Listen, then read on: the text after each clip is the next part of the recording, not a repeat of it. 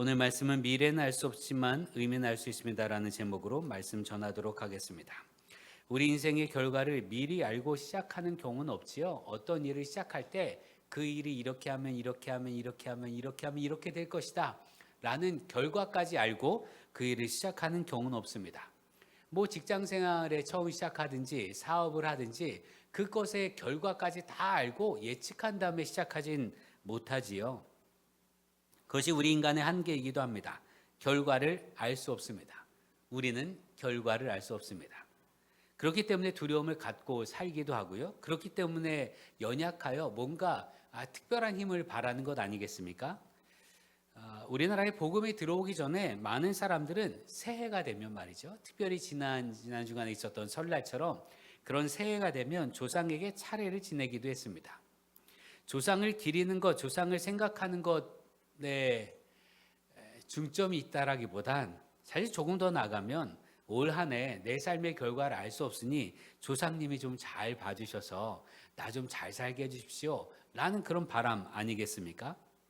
여러분, 삶이 잘 되기 위해서라면 우리는 누구의 힘이라도 빌리고 싶어하는 사람들입니다. 다른 힘을 빌려서 힘을 내는 것을 차력이라고 합니다. 나를 넘어선 또 다른 힘이 있다는 것 우리가 모두 알고 있어요. 그래서 그냥 아주 미신적으로 아주 오랜 고대로부터 지금에 이르기까지 사람들은 내 삶에 잘 되기 위해서, 내 삶의 평안과 행복을 위해서 무언가 특별한 귀신이든 어떤 도움을 바라며 산다라는 겁니다. 그러나 우리 삶을 인도하시는 분은 하나님이심을 믿으시기 바랍니다. 하나님이 우리 삶을 책임져 주십니다. 내 미래를 알 수 없다 할지라도 하나님께서 책임져 주심을 믿고 오직 주님의 믿음 가운데 살아가는 우리 되기를 기도합니다. 여러분, 그러나 우리가 말이죠, 얼마나 많이 미래를 예측하지 못하는가 하면 내가 전문적인 분야라 하는 부분에서도 미래를 예측하지 못합니다. 예수님의 제자들 상당수는 뱃사람입니다. 거의 대부분이 뱃사람들인데 뱃사람들은 원래 풍랑을 예측하지요. 지금은 일기예보를 보고 배를 출항을 하냐 마나 이렇게 합니다만 고기잡이 배 어선들도 말이죠. 그 전날의 풍향을 보고 그 전날의 별의 흐름을 보고 혹은 그날 아침에 어떤 공기의 흐름을 보고 오늘은 나가면 파도를 만날 것 같아. 큰 파도 만날 것 같아. 안 돼. 라든지 혹은 오늘은 파도를 이길 수 있어. 라든지 그렇게 출항을 합니다.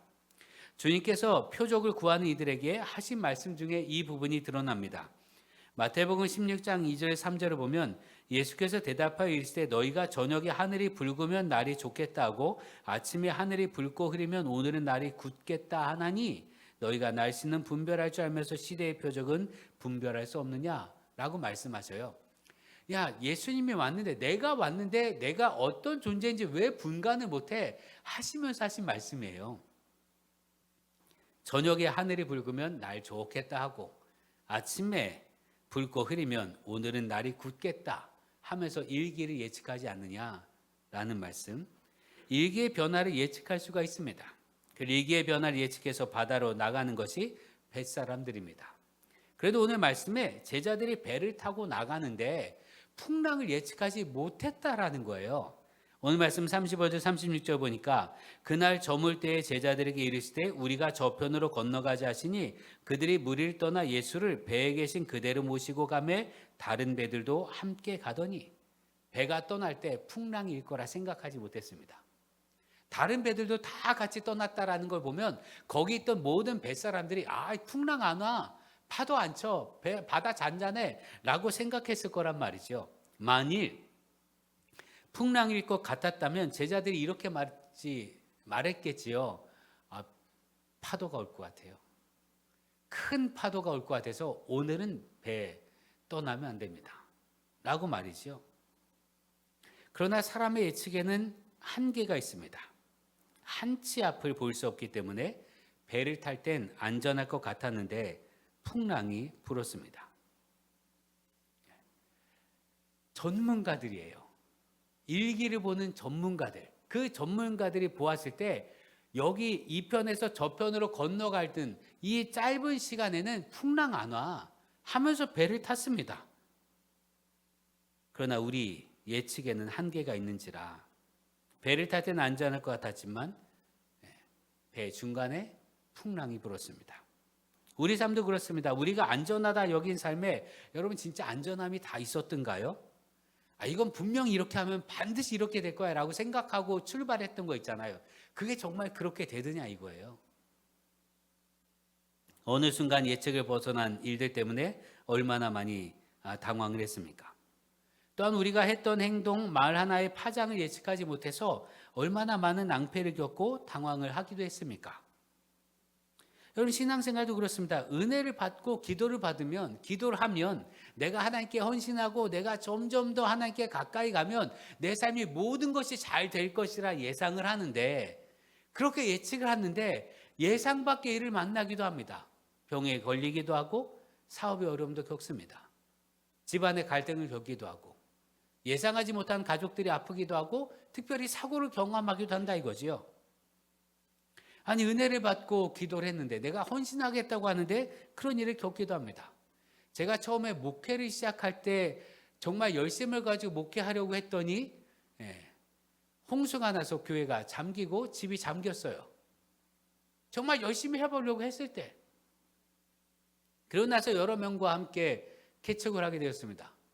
신촌 한복판에서 젊은이들 사역으로 개척하겠다고 정말 열심히, 그때 열심히 얼마나 대단히 열심이었겠어요. 개척을 했는데 불났어요. 아니 뭔가 하려고 할 때 정말 그냥도 아니고요. 내가 할 수 있는 최대한의 결심과 최대한 노력을 뭔가 하려고 할 때마다 부딪힘을 겪기도 합니다. 이런 예측을 벗어날 때면 더욱 혼란스러운 것이 인생입니다. 문제가 있을 것이며 어려움이 있을 것이라 예상했다면 그렇게 당황하지 않겠지요. 내가 이거 하는데 이 정도의 어려움이 있을 거야 하면 이 정도의 어려움은 내가 견딜 수 있지 하며 준비를 하거나 그랬을 거 아니겠습니까? 그러나 예상을 벗어났기 때문에 제자들은 당황합니다. 제자들이 예수님께 말합니다. 제자들이 깨우며 이르되 선생님이여 우리가 죽게 된 것을 돌보지 아니하시나이까? 죽게 생겼다 이거예요. 평생을 뱃사람으로 살았는데 뱃사람으로 살아서도 죽게 생겼다 이거예요. 왜 우리 돌보지 아니하십니까? 하고 주님을 깨웠습니다. 예상하지 못한 일을 만나면 우리가 이렇게 당황하는데 어떤 경우는요. 예상을 했음에도 불구하고 그 일을 선택하는 경우도 있어요. 나쁜 결과도 그렇고 좋은 결과도 그렇습니다. 예수님은 십자가에 달리실 줄 알았음에도 불구하고 이 땅에 오셨습니다. 알고 계셨어요.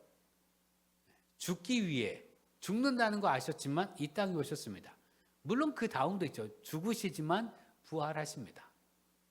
그렇다고 해서 부활이 있으니 죽음을 가벼이 받아들일 수 있겠습니까? 나 이제 다시 살 거니까 그까지 죽음이야 뭐 그럴 수 있겠냐 이거예요.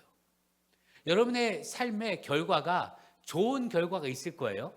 그렇다고 해서 그 사이에 벌어지는 고난을 기꺼이 감당하는 사람이 어디 있어요? 고난 와 오케이 그 다음에 내 삶이 좋아질 거니까 괜찮아 하는 사람이 어디 있습니까? 고난은 다 싫습니다. 한번 생각해 보세요. 한 달 뒤에 그 모든 일들이 다 풀려져서 내게 아주 좋은 일이 벌어지는데 이 한 달 동안 고난을 겪어야 해요. 그럼 그 고난을 기뻐하는 사람이 어디 있겠습니까? 쉽지 않습니다.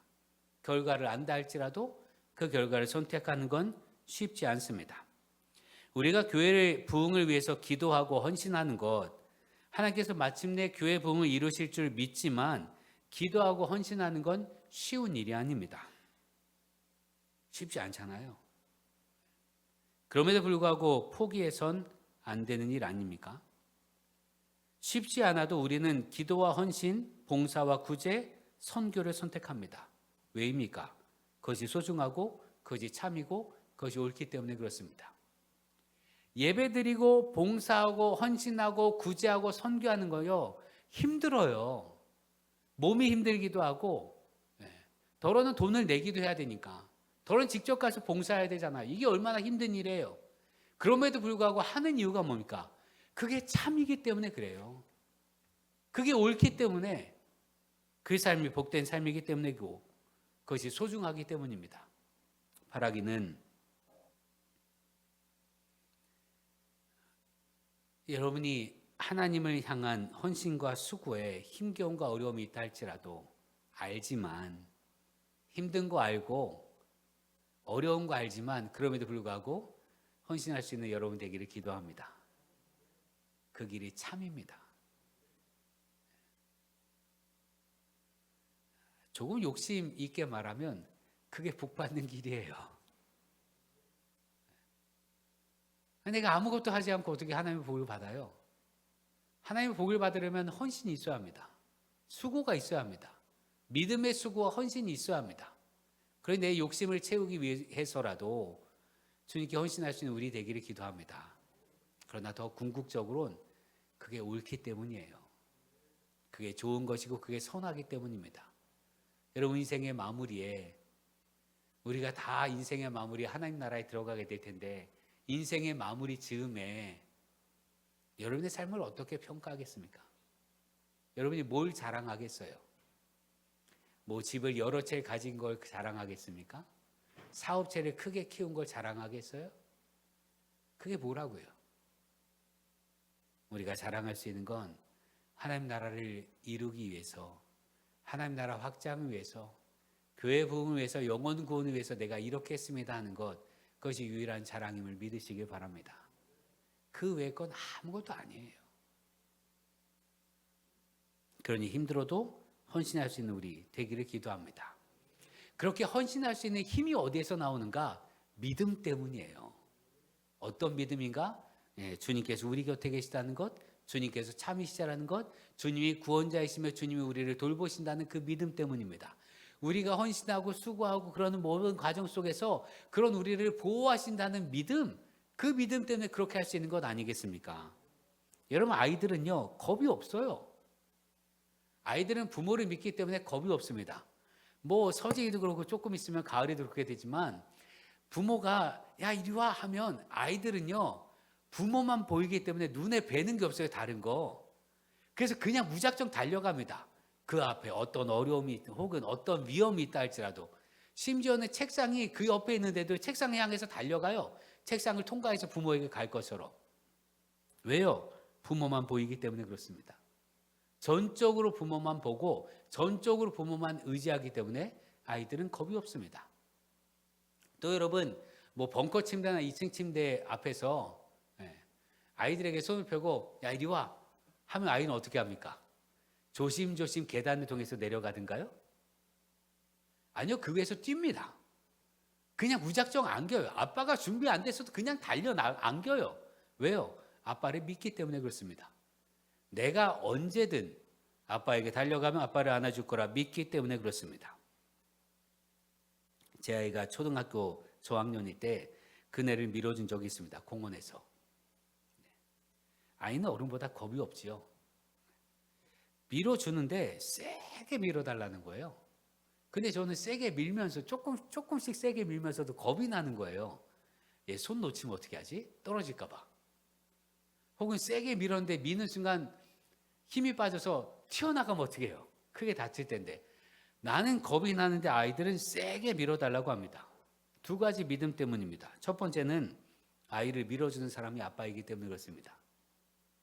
아빠가 절대로 나를 힘들게 하지 않을 거라 는 믿음 때문에 맡기는 거죠. 두 번째는 그네줄을 꼭 붙들고 있으면 떨어지지 않는다는 걸 아이가 알기 때문에 그렇습니다. 그래서 아이는 믿고 세게 밀어달라고 했어요. 그러고 나서 아이가 그네에서 내려온 다음에 아내가 탔습니다. 제 아내가 말이죠. 아내는 아이보다 저를 덜 믿었습니다. 내가 밀었는데 힘을 주는 거예요. 힘을 주니까 뒤로 자빠졌습니다. 믿었다면, 신뢰했다면 힘을 빼야 하는데 자기가 힘 주고 있다가 뒤로 자빠졌어요. 그 뒤로는 그네를 못합니다. 여러분, 우리가 무엇을 붙잡고 있느냐, 그리고 붙잡은 것을 얼마나 신뢰하느냐에 따라서 우리 삶에 대한 태도가 달라집니다. 여러분, 풍랑이 이렇습니다. 바다 사람들이었던 제자들조차 두려움에 떨었습니다. 배에 물이 찼기 때문입니다. 배에 물이 차기 전까지는 자기 힘으로 최선을 다했을 거예요. 물도 퍼내보고 키도 잡아보고 돛도 다시 걷고 그러나 애써봐도 안 되는 거예요. 그러자 그들이 할 수 있는 마지막 주님을 찾게 됩니다. 우리도 마찬가지입니다. 우리가 처음부터 그냥 나는 아무것도 하지 않고 주님 다 해주세요 하든가요? 아니잖아요. 우리도 애써봅니다. 수고해봅니다. 애쓰고 수고하는데 안 되니까, 그러니까 주님을 찾는 거예요. 더 정확히는 우리는 내 힘으로 안 될 때야 비로소 주님을 찾는 존재잖아요. 내 힘으로 될 것 같으면 그냥 내가 합니다. 다 주님께 기도하지 않고 내 힘으로 될 만하면 그냥 내가 다 해요. 그러다가 이건 내 힘으로 도저히 안 되니까 그제서야 비로소 주님을 찾잖아요. 제자들도 마찬가지였어요. 처음부터 주님을 부른 게 아니라 이거지요. 주님, 우리가 죽게 된 것을 보고 계시겠습니까? 그때까지 애쓰고 수고하다가 안 되니까 그제서야 비로소 주님을 찾은 겁니다. 더 나가서 이 폭풍을 원어로는 세이모스라고 하는데, 세이모스는요, 지진 후에 일어나는 풍랑입니다. 그러니까 제자들이 예측할 수가 없었어요. 지진 예측할 수가 없잖아요. 지진은 일어난 다음에만 확인하는 거지 예측이 불가능합니다. 지진 뒤에 쓰나미도 예측할 수가 없습니다. 여러분, 후쿠시마 원전 사고 있잖아요. 아직도 뭐 방사선 오염된 오염수를 어떻게 하느냐, 혹은 처리수냐 오염수냐 뭐 이런 얘기가 있습니다만, 후쿠시마 원전이 왜 사고가 났습니까? 그 즈음에 있었던 지진 때문입니다. 지진이 있었고 그 뒤에 해일이 있었는데, 쓰나미라고 하죠. 쓰나미가 원전을 덮쳤기 때문에 그렇습니다. 아마 기억하시는 분은 그것을 기억할지 모르겠습니다. 원전을 덮치는 쓰나미 보셨어요? 바닷가 해안 지반을 덮치는 쓰나미 보셨습니까? 쓰나미는요, 파도처럼 이렇게 오는 게 아니에요. 물결이 마치 이렇게 산처럼 솟아서 이 산처럼 솟은 물결이 덮치는 거예요. 그러니 이 지진 후에 일어나는 쓰나미 같은 풍랑을 제자들이 어떻게 감당할 수 있겠어요? 감당이 불가능한 건 아니겠습니까? 그러니 두렵겠죠. 두려움이 너무 당연한 거잖아요. 이런 상황에서 두려워하는 건 너무나 당연한 일인데 주님께서는 꾸짖으셨습니다. 40절에 이에 제자들에게 이르시되 어찌하여 이렇게 무서워하느냐, 너희가 어찌 믿음이 없느냐 하시니.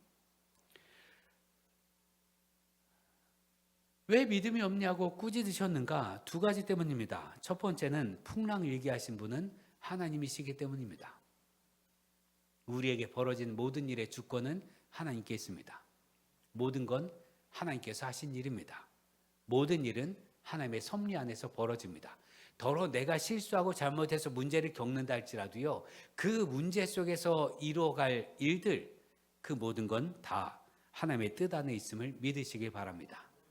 두 번째는 설사 죽어도 하나님 나라 천국에 있음을 믿으라는 겁니다.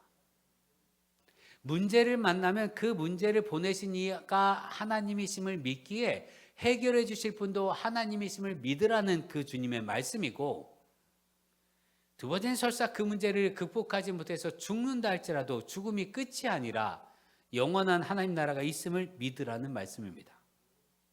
바라기는 이 두 가지 믿음이 우리 가운데 있기를 기도합니다. 우리에게 벌어지는 모든 일은 하나님의 섭리 안에 있습니다. 그러니 하나님께서 모든 일 가운데 가장 좋은 길로 인도하여 주실 줄 믿으시길 바랍니다. 모든 것이 합력하여 선이 되게 하십니다. 누구에게요? 하나님을 사랑하는 자, 곧 그 뜻대로 부르심을 입은 자들에겐 모든 것이 합력하여 선이 되게 하십니다. 더 나아가 우리는 이 땅의 삶이 끝이 아닙니다. 영원한 하나님 나라가 있으니 그 하나님 나라를 믿고 흔들리지 않는 주님의 사람들 되기를 기도합니다. 또한 하나님께서는 그래서 우리에게 풍랑을 보내주십니다. 쓰나미 같은 세이모스, 그 풍랑 왜 보내주시는가? 그 풍랑을 통해서, 그 연단을 통해서 정금같이 주님 앞에 서기 때문에 그렇습니다. 모루 위에 올려진 쇳덩이는 망치를 받을 때마다 불순물이 없어집니다. 그렇게 연단을 받아야 우리는 정결하게 되고 정금처럼 주님 앞에 서게 됩니다. 제자들이 이를 겪은 뒤에 이렇게 고백합니다. 41절에 그들이 심히 두려워하여 서로 말하되 그가 누구이기에 바람과 바다도 순종하는가?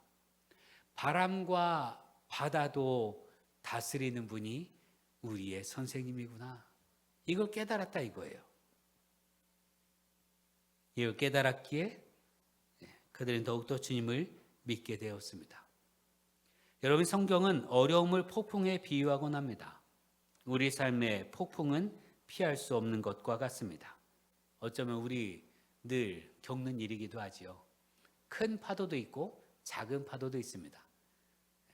더러 우리 인생에 많은 경험을 했지만 이런 문제는 이제 쉽게 넘어갈 수 있어 라고 할 수 있는 게 아니더라 이거예요. 문제를 만나면 문제 만날 때마다 다 힘들고 속상해요. 이거 어떻게 하나 하고 말이지요. 그러나 중요한 건 이 폭풍의 상황에서, 풍랑이 있는 상황에서 하나님을 경험하는 사람이 있고 그렇지 못한 사람이 있다는 겁니다.